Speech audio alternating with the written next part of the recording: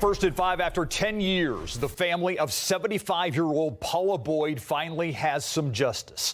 The beloved H-E-B employee murdered in her own apartment back in 2015. Today, a jury took just 4 hours to convict R.C. Curtis of capital murder. But there's a twist to this whole thing. Erica Hernandez spoke with Boyd's daughter, who is Curtis's mother-in-law. She says Curtis didn't kill her mother. After 10 years, a sigh of relief for Paula Boyd's family. We, the jury, find the defendant, R.C. Curtis, guilty of the offense of capital murder as charged in count 1 of the indictment. R.C. Curtis then sentenced to life in prison. The family, after the verdict, didn't want to speak to the media, but Curtis's mother-in-law, who is Boyd's oldest daughter, said she believed Curtis was innocent. They made him seem like he was some kind of monster, but he's not. He's a good-hearted man, and he would not harm my mom. And the ones who really did harm her, they'll come to light. Despite that, the state says after 10 years, they believe that justice was served. You do this job because you want to interact and help people and support them.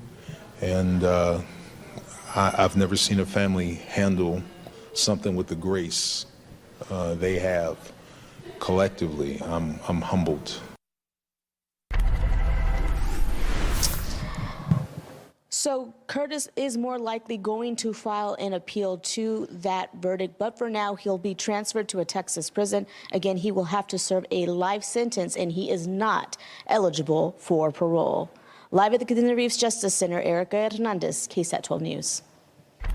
Thank you, Erica. Developing now, a second suspect accused in the murder of an SAISD student now in San Antonio police custody after he shot himself at a home in Laredo.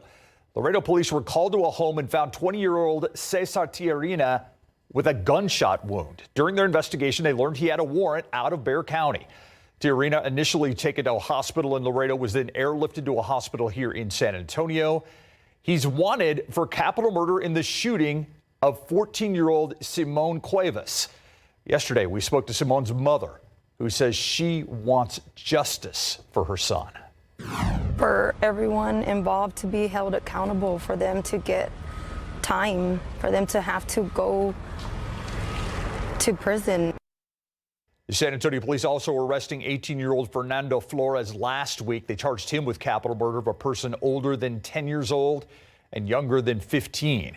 That's in connection to Cuevas' death as well. They're also searching for another person involved in this murder, but they have not released details on that person because they are a minor.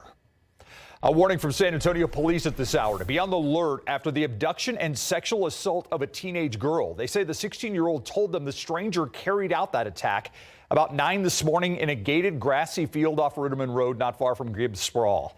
The girl told officers she was walking down a street in her neighborhood a few miles from there when she suddenly found herself under attack. He had just left home. I don't know how soon after that happened, but after she left home, she says she was forced into a vehicle and brought over here. Forced into a vehicle and brought to that field. Police said the teen described her attacker as a man, possibly a construction worker, about 5 feet 5 inches tall, wearing blue jeans and a work shirt. She says he escaped in a beige colored car. Police said the teen managed to flag down someone in the area who then called for help. They searched. They did not arrest anyone right away. New at 5 was a case of money and murder, and now a 23-year-old man in jail tonight. Nakibullah Habibzoy is accused in the shooting and killing of his former co-worker. That shooting happened late May on Dartbrook Drive near Fredericksburg Road. San Antonio police say the shooting happened over a $31,000 dispute. Authorities say Habibzoy actually posted videos and messages online about the money dispute and admitted to killing in a recorded phone call. Police say he traveled from Houston to San Antonio the day of the shooting. Bexar County court records say he was taken into custody yesterday for first-degree murder. The Bexar County Sheriff's Office needs your help in finding a little girl who they say hasn't been seen in more than a month. This is 3-year-old Aurora Bojorquez. Child Protective Services last had contact with her mother, Amber Hevland, on July 7th. The Bexar County Sheriff's Office told us that yesterday CPS went to Hevland's home on Oldham Drive to remove Aurora from her custody. but neither mother nor daughter could be found.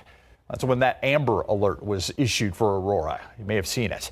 CPS told deputies that Aurora is in immediate danger because of a previous assault while in her mother's care. Heveland, believed to be driving a white Dodge Caravan. If you see either Aurora or Heveland, call BCSO at 210-335-6000. It's a story we've been following for days now, and charges have been dismissed against a woman who was arrested during this Edgewood ISD school board meeting. That ruling made by the Bexar County District Attorney's Office today. And you may remember the video. There you see Maribel Gardea being escorted out of council board chambers after going over her time limit during a public comment on Tuesday night. Gardea charged with criminal trespass, resisting arrest, interrupting a meeting or procession. Records indicate she was released from jail on Wednesday evening. Check out traffic right now. Let's go to I-35 in Burbank on this Friday, and it is not an easy commute out here. As you see the exit lanes there, again, I-35 in Burbank backed up. I believe that's where you can actually make your way to I-10 or head towards downtown. Again, this is I-35 at Burbank. Meanwhile, much different picture today than we saw yesterday with all the rain that we had in the area. Not so much today. No, Steve, today it's much more isolated. Take a look at authority radar. In San Antonio, we did have a light downpour at times moving through, especially in areas on the northwest side near 1604. And we also had some just to the east of us near Seguin. But what we're watching is that outflow boundary push through areas of San Antonio. So any storms that we did see earlier today have continued to diminish. And with that, that does still have and possess the chance for more showers and storms to spark later throughout the rest of your evening. Temperatures right now, though, 100 degrees out in Del Rio right now, 97 up in Kerrville in the Hill Country, 96 in New Braunfels, 91 in Seguin. And today we got to those mid-90s, which is very seasonable for us this time of year. And tomorrow is going to be a similar situation. We're waking up in the 70s, maybe a quick shower in the morning, but we're still seeing temperatures in those mid-90s in the afternoon. But we're still watching another quick brief chance for some heavier showers, maybe a quick downpour. I'll talk about the time and track of what you need to know for your weekend coming up in just a bit. We do specialize with the, French pastries, okay? So this is actually for Wemby. Yeah, French pastries for Wemby. Hemisphere Business is eagerly awaiting a new Spurs arena. Not a done deal yet. Some of the public funding will get a public vote in November, but we wanted to know what you think about using public funds for a new Spurs arena. We have an online poll open right now on ksat.com/poll. You can also scan the QR code on your screen to vote. See right now the yeses with 62%, no's at 38%. The poll will be open throughout the evening. We will share the results with you tomorrow morning on GMSA and, of course, tonight at 6 and 10 as well. Testimony heard this morning at the Disaster Preparedness and Flooding Committee meeting. It was created after the deadly Hill Country floods. In today's meeting, lawmakers discussed bills related to outdoor warning sirens, alert notification systems, emergency preparedness, camp standards, and flood recovery. And while no bills were passed or rejected today, several people, including Kelly Raybon, a mother of 2 Camp La Junta survivors, provided insight on why legislation is needed to prevent future tragedies. She says her sons encouraged her to come and talk at this meeting in Austin, adding she was there to support her son and every child who suffered during the floods. There's things that should have been done, as I think we can all agree, a month ago. Ban camps from putting cabins in known flood zones, require real emergency plans that are vetted by professionals, notify parents immediately when something goes wrong, and hold camps accountable when they fail. This isn't just a suggestion. It was pure chaos at Camp La Junta that night.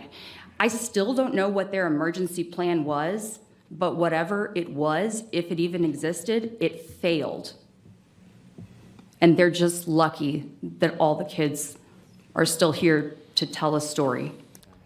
Other bills that were discussed included creating more disaster relief, addressing flood infrastructure, and actually implementing flood safety requirements for not just camps, but also campgrounds in the area. And new at 5, she was in the hospital for 3 weeks after being misdiagnosed with the flu when she really had typhus from a flea bite. Dana Clark could have died from that. Now she wants others to know her story. Sarah Acosta spoke with Dana about her experience and asked a local doctor if typhus cases are on the rise in our area. Dana Clark lives a quiet life as a musician in her southeast side neighborhood of Highland Park. Doing her everyday gardening landed her in the hospital for 3 weeks and almost cost her her life. I had been out in the yard pulling up old wildflowers and shaking dust off the roots. Whether she was bit by a flea while gardening or inhaled some of that dirt, which can carry flea excrement, landed her in the hospital with typhus. The problem was her misdiagnosis. Doctors thought she had the flu, but when she didn't get better, it was an infectious disease specialist who diagnosed her with typhus caused by fleas, usually carried by possums or rats. We always see an increase in the summers, and it's every summer that we do see it, and even in our ICUs. San Antonio has endemic for this infection, but even farther south in the Rio Grande Valley, they have even higher rates. Dr. Christopher Dayton says symptoms can be similar to the flu, high fever, chills, low appetite, but a test for typhus can put patients on the right path to the right treatment of antibiotics and can be cured quickly. Last year, Texas had 847 cases. That's according to Texas Health and Human Services. It says as of right now, we're at 550. Is that still a relatively high number for the year not being over yet? Yeah, I think that would be. Now we're almost done with the summer season. Like I said, there's a delay in diagnosis. So the ones for August, July may not even be in there yet. And so I would say that's high. Dana says if she had been diagnosed sooner, her recovery would have been a few days versus 3 months. Now she just wants others to be aware of her misdiagnosis so it doesn't happen to them. It's not like it's going to happen to everybody who gardens, but the severity of it and the fact that it's misdiagnosed all the time, if you do get it, it can stop your life. Sarah Acosta, KSAT 12 News. Still ahead, these seniors getting the royal treatment. We're going to introduce you to the ladies giving these mega makeovers and why they're doing it at nursing homes across the Alamo City.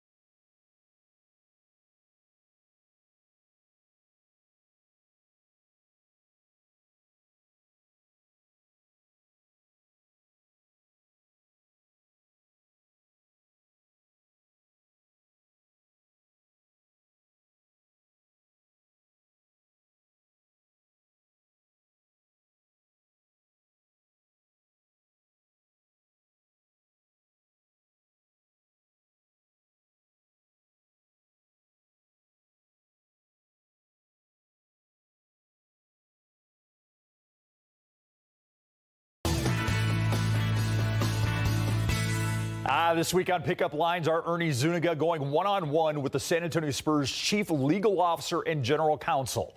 Bobby Perez has been in the news a lot lately with all the talk about Project Marvel. The Jefferson High School grad has led the negotiations on behalf of the Spurs with the city and the county, and he's no stranger to City Hall. He served briefly on the city council in the late 90s and comes from a family of public servants. I had an uncle that sat on the city council in the 70s.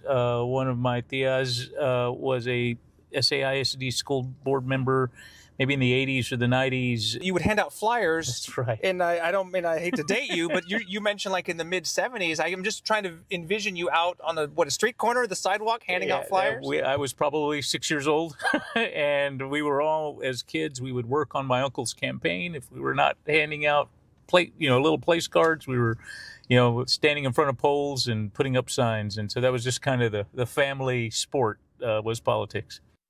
In this episode, Bobby also talks about why he chose to walk away from the city council and how he joined the Spurs just as they were winning their first of 5 NBA championships. The latest episode of Pickup Lines premieres at 5:30 tonight, right after the show. It'll replay at 7:30 tonight on the free KSAT Plus app, or you can watch it now on KSAT.com. Just search Pickup Lines. Oh, there she is, beautiful queen. Yeah, I love this. Make way for San Antonio royalty. About a dozen seniors at the Village of the Incarnate Word nursing home got glammed up. Had their photos taken today just because. 2 women, Jessica Hernandez Green and Megan Bowling, have been doing different nursing homes throughout the area, offering their services. They do it for free. They just want seniors to feel glamorous and like royals. So they help them with hair, makeup, clothes, and take their photos. Sometimes our elders can get forgotten and kind of left behind. And they deserve it. All right, by the way, it's not just the women.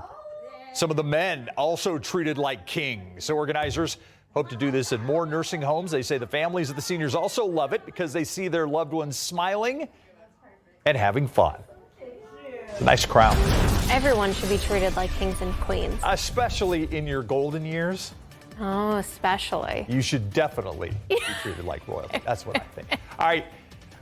There's some clouds out there, but certainly not the rain that we've seen over the last couple of days. And this certainly warmer, much warmer than it was yesterday. Yeah, but Steve, we're still sitting right along our average temperature at 96 degrees right now in San Antonio. So although we're still seeing the cloud coverage this afternoon into the evening hours, we're still expecting our temperatures to be very average for us this time of year. Now, we're still going to continue to see the cloud coverage. And with that, we're also still going to see the rain chances continue over the next few hours. And the rain chances will also help our temperatures decrease ever so slightly, but even then we're only talking about a 20, maybe a 30% chance of rain today and even into the early hours of tomorrow. Now here's why we're seeing the warm temperatures and even those rain chances. All the rain is just along the coastline from San Antonio, Corpus Christi, even towards Brownville, all the way through New Orleans, Biloxi, Mississippi. But the reason we're still sitting not too much warmer than our average temperature is because of this heat high. It's just sitting in areas of the Four Corners, and that's allowing us to get a little bit of a ridge or an area of high pressure still even in areas of Texas.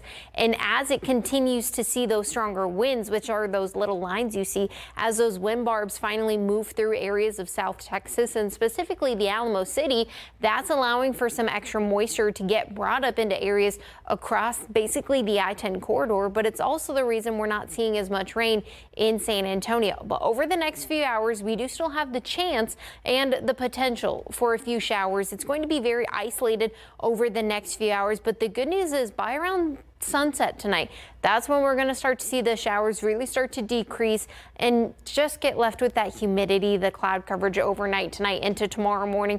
There is a possibility and a slight chance of maybe a few showers, especially in areas near the Edwards Plateau in the Rio Grande tomorrow morning, right before and right during sunrise. But otherwise for us in San Antonio, the greater chance of some rain really starts right after lunchtime, even into the afternoon, and once again the evening hours. But don't pay attention to the exact location, but just know that over the afternoon into the evening, once again, similar situation to what we saw today.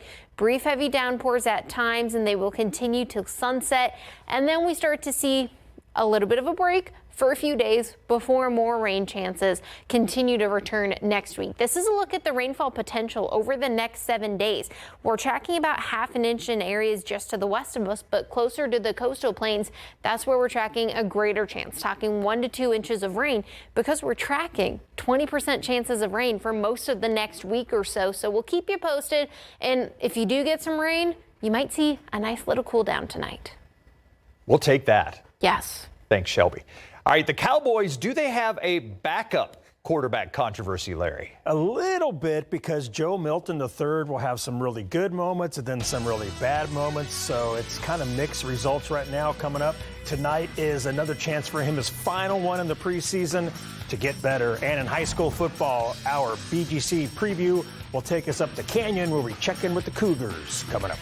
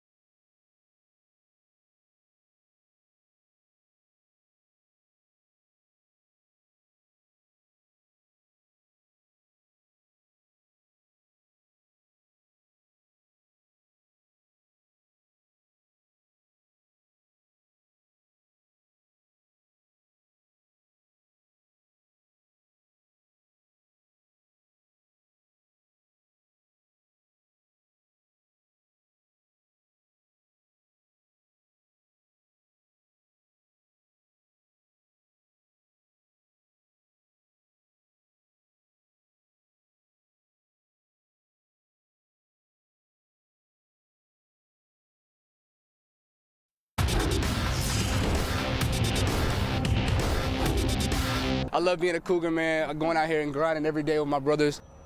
Luke Bell's happy to play for the Canyon Cougars in Big Board Sports.